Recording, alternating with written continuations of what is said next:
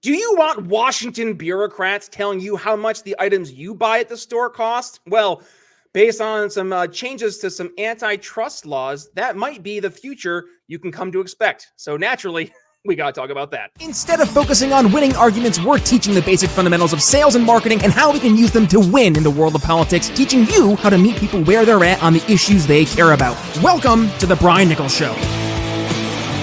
Well, hey there, folks. Brian Nichols here on The Brian Nichols Show, and thank you for joining us on, of course, another fun-filled episode. I am, as always, your humble host, joining you live from our Cardio Miracle Studios here in lovely Eastern Indiana. Folks, take control of your heart health with Cardio Miracle. It is specially designed and formulated to help support circulation, improve blood flow, and, of course, enhance your overall cardiovascular health.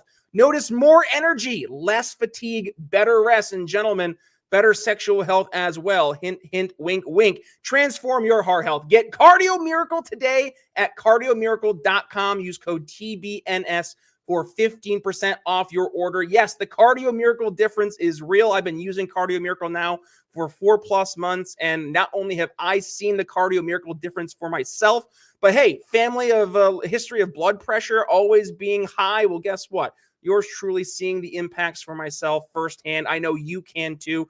And by the way, you have nothing to lose except that just unnecessary high blood pressure, the unnecessary, sadness in the bedroom, gentlemen. Get your 100% money back guaranteed offer of Cardio Miracle. Head to cardiomiracle.com, code TBNS, 15% off your order at checkout.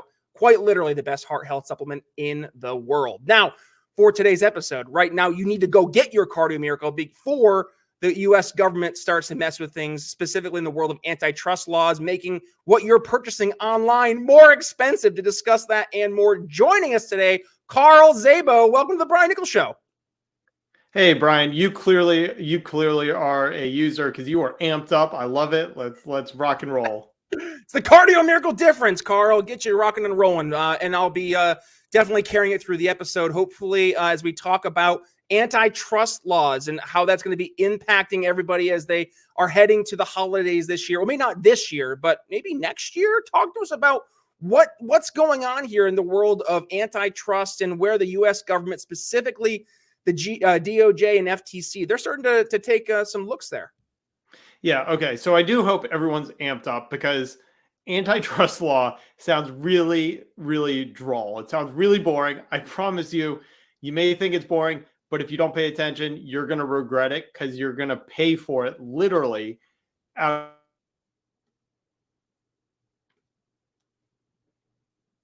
of the, we've got the Federal Trade Commission and the Department of Justice. These are two 3-letter agencies. You probably heard of the Department of Justice. This Federal Trade Commission, they essentially regulate the entire U.S. economy. They regulate everything, whether it is a gas station, a Staples, whether it is a supermarket or a convenience store. They regulate it all. And they regulate it in a pretty tough regulatory way. And tough is not good in this case. Also, both of them enforce what's called the antitrust law. So that's pretty common in the U.S. government. Rather than having, paying for one agency to do something, you can have two at twice the price. And that's basically what you're seeing here with the dual enforcement authority from both the Federal Trade Commission and the Department of Justice. Okay, so what does that actually mean for me? What does that actually mean for you? Antitrust law is at the center of what allows businesses to operate. I'll give you a quick example. We're going through a chips crisis right now, right? You not can't get potato computer chips. You're talking about microchips. Yeah, you can't get microchips. It was really bad. You couldn't get a car because they were missing in action. It's really bad right now. You can't get like a graphics card for your video game system because they're really rare. So you had two businesses that were going to merge together. You had ARM and NVIDIA, and they were actually going to merge. And they would actually be able to make more chips more efficiently at lower prices. Sounds like a good idea, right? No, not according to the Federal Trade Commission. They decided, well, no, we don't like that. That'll be too successful. That'll be too enjoyable for people. We're not going to let it happen. And so what do we have now? Well, I don't know about you. I can't afford a video card for my computer right now because they are too darn expensive. Right now, the chips are going out the door. They're flying off the shelves as we do this AI push. But if we can actually make them better, cheaper, faster, that's great for everybody. But not according to the Federal Trade Commission. They squashed that merger. Another one for everyone who's doing the flying for Thanksgiving or for Christmas. Okay, two airlines were going to merge. Spirit and JetBlue. Not exactly airline behemoths. I mean, Spirit is probably the most budget of airlines. JetBlue runs a couple of routes. Right now, most every route is run by either United, American Airlines, Southwest, or Delta. And without competition in the marketplace, prices keep going up. I don't know about you. My ticket prices keep going up. Well, Spirit and JetBlue wanted to merge so that they could compete with the big four. Federal Trade Commission said, no, we're not going to do that. And literally just this past week, the director of the Department of Justice Antitrust Division said, because we blocked that merger, we're helping consumers. No, you're doing the exact opposite. Because if JetBlue and Spirit can compete with the other big four, that's more competition at scale. That's going to push prices lower. So what is this all part of at the end of the day? This is actually, I will give her credit. Senator Warren has done an incredible job on this. She gamed this out over more than a decade to begin changing the way the American economy operates. And antitrust is a key part of that plan.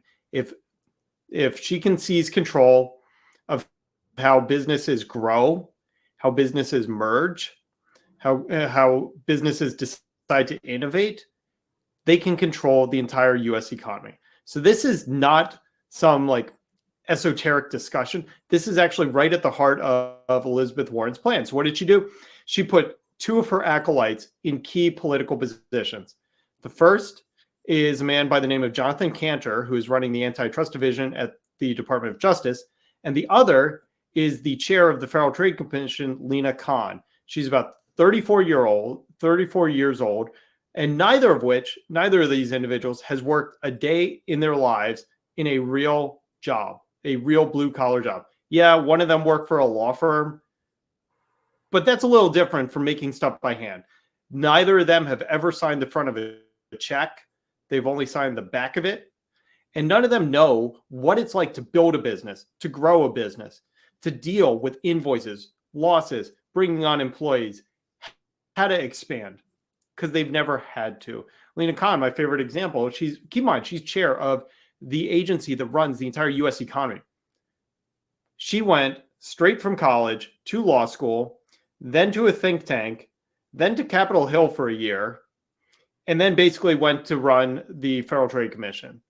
That's not the type of person you put in charge of a bakery, let alone the entity running the entire U.S. economy. But because both of them are acolytes of Senator Elizabeth Warren, because both of them fundamentally believe that success is sinful, that in America anyone can make it so long as they don't make too much, they were put in these positions of power, and now they're bending over backwards to break the things that make America great and the things that we love, like Google, like Meta, like Amazon, like life-saving technology from businesses like Illumina Grail, and that's going to impact us all. Let's give the Steelman argument, Carl, because I'm sure this is what Elizabeth Warren's acolytes will be saying, right? They'll be saying, but Carl, an organization like Amazon, like JetBlue and Spirit, name the merger, name the large entity. Well, once they accomplish monopoly status, 50% plus one of the market share, all of a sudden, guess what, Carl? They can raise those prices on all those poor consumers. They're going to have a terrible impact on the ability for consumers to buy these different products. Heck, they're gonna disrupt this entire market entirely. That's not fair, Carl. Where are we getting this argument wrong? Yeah, so Lina Khan, the chair of the Federal Trade Commission, became famous because she wrote a law review paper 20 years ago. And her complaint was Amazon's prices are too low. That was the harm. Say it again, Carl. Say it again for the audience at home who's a little slow. Amazon prices are too low. Yeah, that's not a slip. That's not a mistake. Like, man, I would like in the current economic status, I would love to have the problem of something being too low priced. Right. This is the anti Jimmy McMillan. Instead of the prices are being, or the rent's too damn high, the prices are too damn low. That just seems a little counterintuitive, but continue. She thought that was unfair to all the other poor businesses that have to compete, like Walmart, like Target, like Best Buy, that have to compete with Amazon. Well, you know what that led to? That led to those other businesses lowering their prices. And who won? You won. I won. Your listeners won. Consumers won. What did Amazon do that she didn't like as well? Well, Amazon started making 2-day delivery free and standard.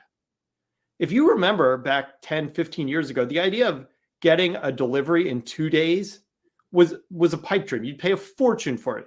Nobody did that. Now everybody does it. I don't care if you're going to the supermarket, you're going to Target, you're going to Walmart, they all give free 2-day delivery. And why? Because Amazon did it first and they pushed their competitors to do it. But to Lina Khan, this is bad. And why is it bad? That really doesn't make any sense, is the end of the day. It's bad because she believes it's bad. It's bad because she built her entire legal career on the fact that Amazon is inherently bad. And therefore, if that's wrong, she's wrong and she has no foundation to stand on. So when it comes to antitrust law, it's actually pretty easy to prove. There's a lot of laws out there that are pretty darn hard to prove. Murder is a good example of a law that's hard to prove. Because murder, you not only have to show the body, you not only have to show the murder weapon, you not only have to show that the defendant used the murder weapon, you have to show that they meant to kill that person. Antitrust law is actually pretty easy. All you need is some simple facts. One, as you outlined, Brian, it's called market power, monopoly status, market power. It's basically you need more than about 70% of the market share. That's one. Two, you're abusing that market share. And three, that is harming consumers. That's it. You have those facts. You have a slam dunk antitrust case. An easy slam dunk antitrust case that isn't being brought, and I don't know why, would be something against somebody like Ticketmaster, right? Ticketmaster clearly has the monopoly because they're the only place to buy tickets. They are intentionally preventing competitors from getting into new markets by telling stadiums, if you use somebody else, we'll shut you out completely. And it's harming consumers. I don't know about you, Ticketmaster, the website stinks. The fees keep going up and the quality keeps going down. That's a slam dunk case of antitrust law. That's how you bring a case. It's not being brought because I have no idea. And instead, it's being brought against businesses like Amazon and famously by Google over at the Department of Justice. And the arguments there are, well, Amazon has a monopoly on online sales. That is actually part of the complaint. Now, that defies logic. My wife literally today just bought a bunch of stuff from Target. I just the other day bought something from another small seller called Quincy. We shop online at dozens of different businesses all the time. Sometimes Amazon, sometimes somebody else. Depends on who's got the best price, who's going to get it to me fastest, and sometimes who has a store that I can return it to in person. So the argument against Amazon breaks on its first prong. Second, that they're doing something sketchy. Let's set that to the side. You have to prove all three. And that it's harming consumers. I don't know about you, but my life is better because Amazon's in it. My life is better because Google is in it. I use those products because they are the best, because they make my life easier. And when they don't give me the stuff that I want at the best prices, at the fastest times, the best service, I go somewhere else. I'm not locked into any of them. So antitrust law was originally created in a world where you had like the one store you could shop at. But now we have all the stores all the time. And that's what's completely missing is just a sense of logic. So why are they doing this? Because if they can seize control over businesses, they can seize control over the economy. And if you're one of these businesses you're going to stop trying to innovate. You're going to stop trying to grow, because the more you grow, the more you innovate, the better you make it, the lower the prices are, the more evidence that you are allegedly giving to the Federal Trade Commission or the Department of Justice to destroy your business. And I'm not just making this up. So I mentioned something called Illumina Grail. This was a merger that is the most common sense merger on the planet. It used to be part of the same company. They kind of split apart. Now they were trying to get back together, and they were creating kind of life-saving drugs. The CEO who proposed this merger ended up losing his job when it got blocked. And that sent shockwaves through the entire economy, that if you try to do what it should have been just an obvious acquisition and lose, you're going to lose your job. And so that has a real chilling effect on acquisitions, on mergers.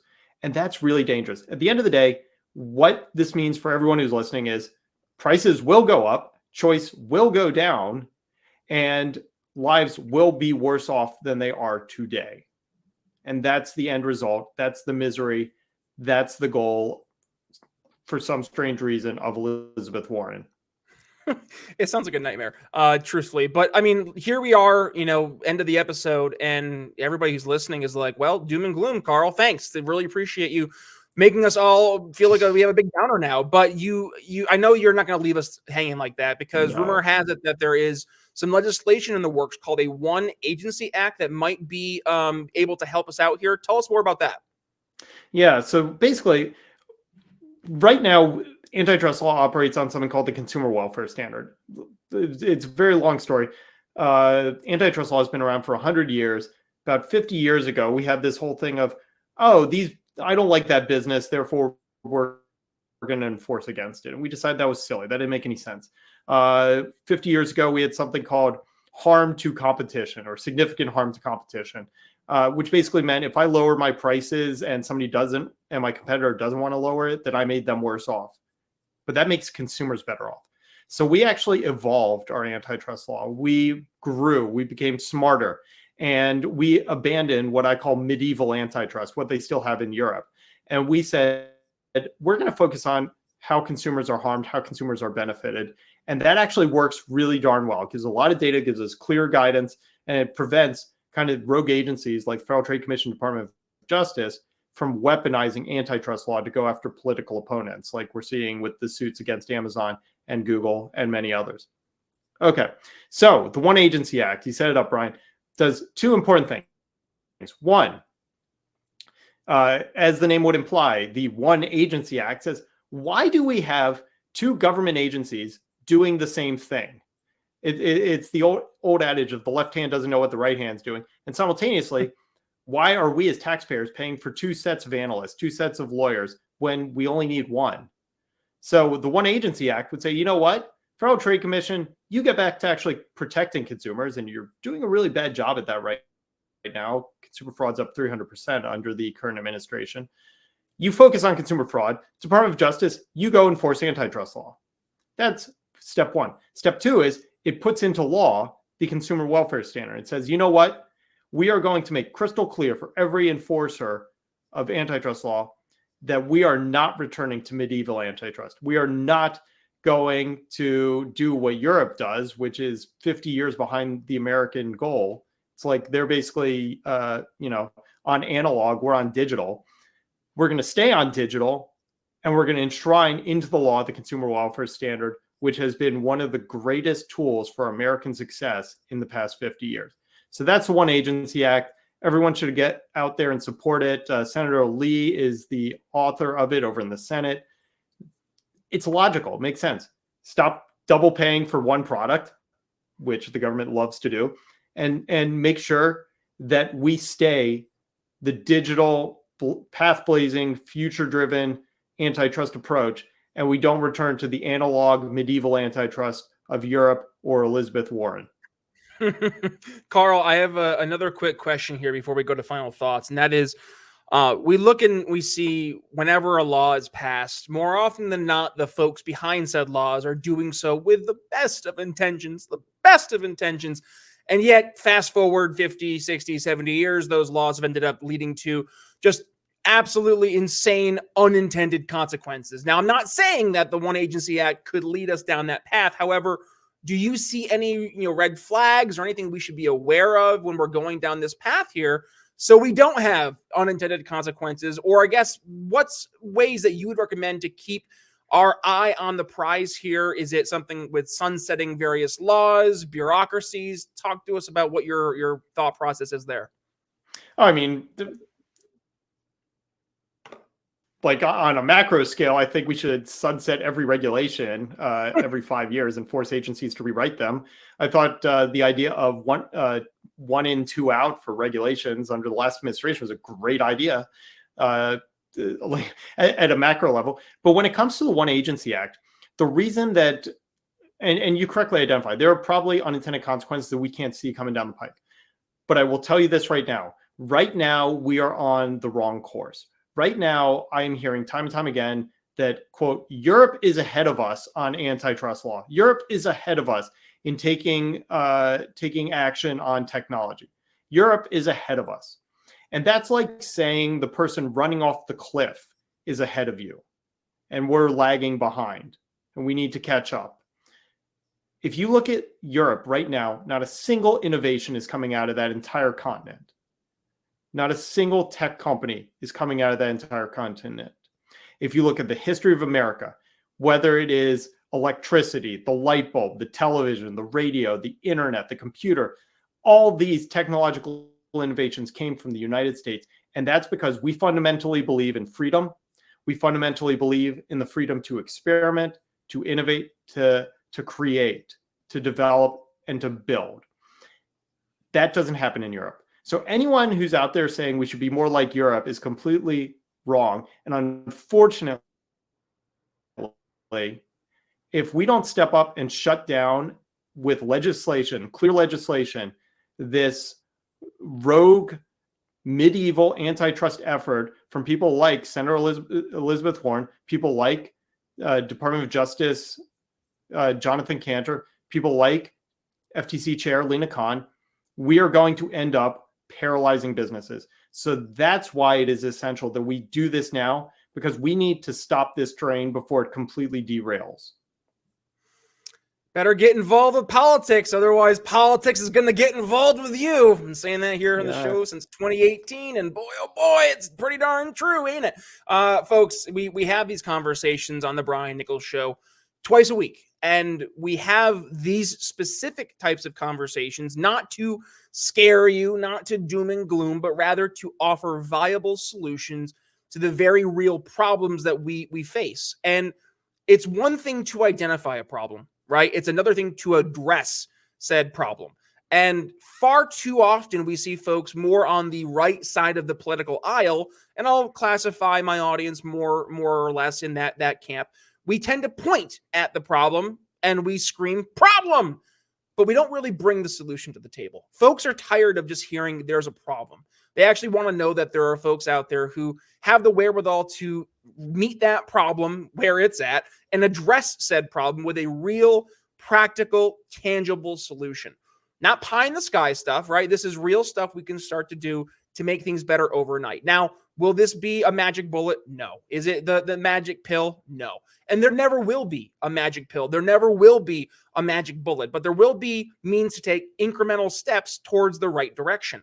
And I would say that, Carl, this is absolutely a step in the right direction, especially when it's making folks like Elizabeth Warren, the Pocahontas that she is, so frustrated that you're having such success in having these conversations. So Carl Szabo, please keep it up. And with that being said, for your final thoughts, what do you have for us? And also, where can folks go ahead and continue the conversation with you on social media? Would they want to reach out? Yeah, I mean, my final thoughts are, look, this is the greatest nation on the planet. I listed through all the amazing innovations, inventions that came from the United States of America. We, once upon a time, you had the Renaissance, and what killed it? The Dark Ages. And what was the Dark Ages about? It was about government controlling everything. You couldn't even farm land unless the Lord let you do it. And how did we survive that? Well, we got the Enlightenment. And that's what our founders were doing and learning when they created the Constitution. That is the secret sauce for the United States of America, is freedom. And it sounds pedantic. It sounds like something on a t-shirt. I literally have a t-shirt that says the word freedom, but it is the secret sauce of America. It is what makes us the best, the most innovative, the most creative, the most developmentally advanced nation on the planet. We must not lose that. The more power you hand to the government, the more power it will seize and use against us. And antitrust is just one example. So you're exactly right, Brian. We can't just complain about something. We got to have a solution. That solution starts with things like the One Agency Act. And that solution starts with people not buying what we're being told. I literally had Jonathan Cantor and Lena Khan, as I said, these are super lefty progressives, come out and told people that they were textualists, and people started drinking that Kool-Aid. Don't buy it. Think for yourself. Look at what they're doing, not just what they're saying. And when somebody says that they're a textualist and then tries to like pass regulation through the executive branch, you know they're not. So let's be smart. Let's get some legislation enshrined, and let's keep America the beacon, that amazing, guiding light on the hill of freedom for the rest of the world. Carl Szabo, Vice President and General Counsel for NetChoice and Professor of Internet Law at George Mason University's Scalia Law School. Carl, it has been an absolutely fantastic conversation. And folks, if you got some value from today's conversation, or heck, if you know some folks who would get some value from today's conversation, you know the drill. Go ahead, give it a share. When you do, please tag yours truly at B Nichols Liberty. X.com, Facebook is where you can go ahead and find yours truly. Carl, where can folks go ahead and reach out to you? Yeah, be sure to like, follow, and subscribe. I want to know your thoughts, so leave them in the comments below. That's kind of my joke. But you can follow me on the X at Carl Szabo. You can learn more about NetChoice at netchoice.org, netchoice.org. Got a lot of lawsuits, a lot of activity, and we'd love to hear from you. And for our audio listeners, Szabo, Szabo. And by the way, for everyone listening today, all links are going to be brought up here in the show notes, YouTube description, wherever it is you're consuming the episode today.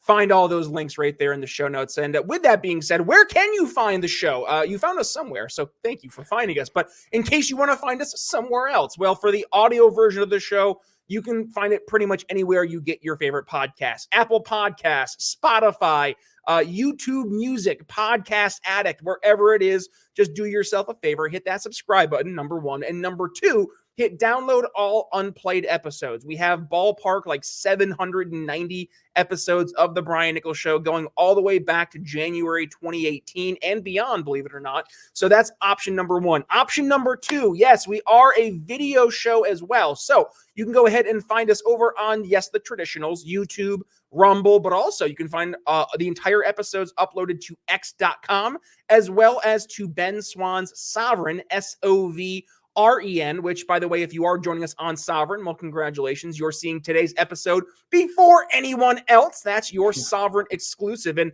beyond that, if you guys want to go ahead and support the show, well, every little bit goes right back here into the program to help us pay for the electricity, pay for the internet, pay for the studio space, all that and more. It all helps. So make a donation one time or recurring over at briannicholsshow.com/support. Also, back to our Cardio Miracle Studio sponsors. If you guys want to go ahead and take part in the Cardio Miracle difference, well, make sure you head to cardiomiracle.com. Use code TBNS for 15% off your order. But with that being said, that's all we have for you. So, Brian Nichols signing off here on The Brian Nichols Show for Carl Szabo. We'll see you next time. Thanks for listening to The Brian Nichols Show. Find more episodes at briannicholsshow.com.